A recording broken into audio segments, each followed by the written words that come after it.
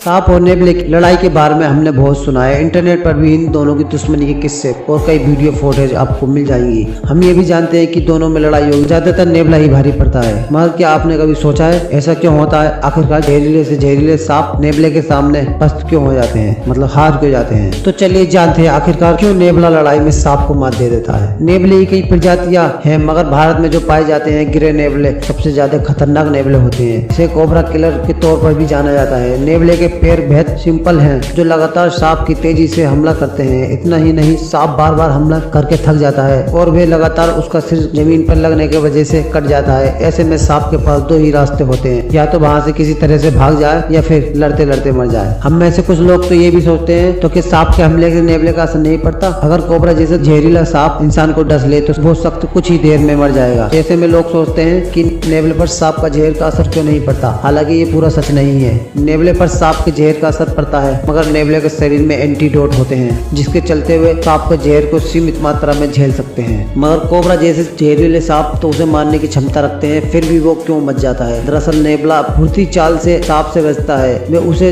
डसने का मौका नहीं देता। वहीं अगर नेवला चूक भी जाए तो उसे कुछ नहीं होता। दरअसल लड़ाई के दौरान नेवला अपने पर को सख्त कर लेता है। इसमें उसके शरीर के बाल सख्ती से खड़े हो जाते हैं। सांप के दांत इतने लंबे नहीं होते, ऐसे में उसकी खाल तक पहुंच जाते हैं और सारा जहर त्वचा के बाहर ही रह जाता है। अगर खाल के अंदर कुछ जहर चला भी जाता है तो बाहरी चर्बी पर ही पहुंच पाता है, जहां से जहर धीरे धीरे जाता है। ऐसे में नेवला प्रतीक्षा तंत्र को उस जहर के मुकाबले करने में पर्याप्त समय मिल जाता है, इसलिए नेवले के कुछ असर नहीं होता। कुछ लोग तो ऐसा भी सोचते हैं चूंकि नेवला सांप को मार डालता है तो वह जहरीला होगा, जबकि ऐसा कुछ नहीं है। नेवले में जहर नहीं होता, बल्कि वो तो सांप की खोपड़ी और शरीर को काट कर मारता है। अगर नेवला किसी इंसान को काट ले तो इलाज करवाकर ठीक हो सकता है, क्योंकि कुत्ते की तरह नेवले के काटने से भी रेबिट होता है। दोस्तों, आप जान गए होंगे नेवला सांप पर क्यों भारी पड़ता है। आई होप आपको ये जानकारी अच्छी लगी होगी, तो अपने दोस्तों के साथ शेयर करें और वीडियो को लाइक और चैनल को सब्सक्राइब करें।